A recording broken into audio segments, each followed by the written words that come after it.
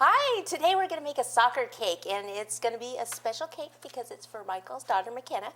Her favorite colors, or her team colors, were pink and black, so we're going to go with those colors, pink, black, and white. And I thought we'd go ahead, we will do a soccer jersey and a soccer ball on the side and a couple of cleats on the side also.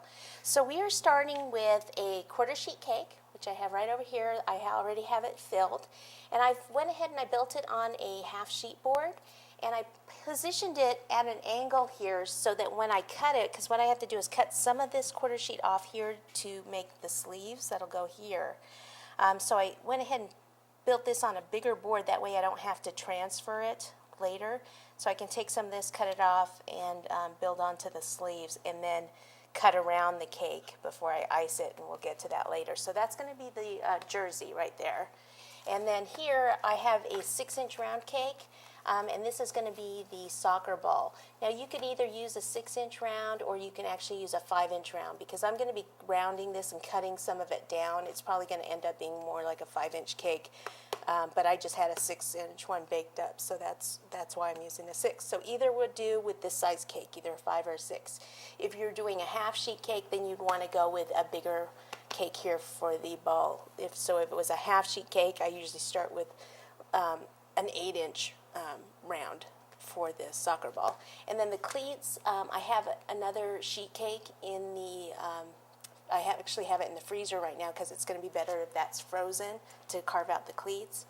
And that, it's just a sheet cake. It's not filled or anything. We'll bring that out later, and you'll see that. So those are the cakes that you'll need. This board is just to place this cake on. It doesn't have to be a gold board or anything. It's just one that I had. You could just use a regular cardboard.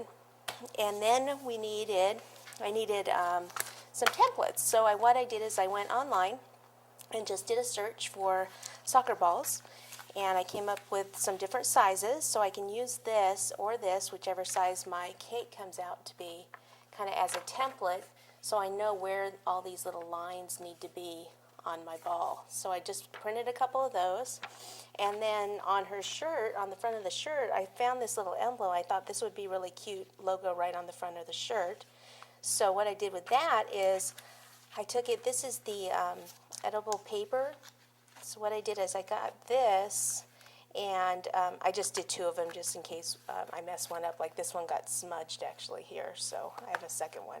So I just did them in different sizes. I thought maybe I'd put a couple on the sleeves, and then I have 2 different sizes here just in case this one ends up being too big.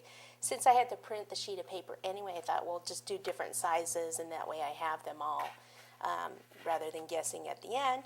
And then instead of writing on the cake, I thought I would do a little card, kind of like a stat card, because some of the teams actually they give out little stat cards with their picture on and what position they play and things.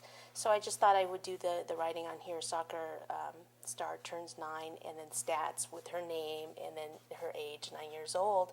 I took a picture of her and her team and just popped it here. So I just did this on the computer. I did it in Print Shop. So I took her photo here, and then I just pulled this off the internet, which is the same ball as this one right here. Okay, and then I just did the writing and the background and outlined it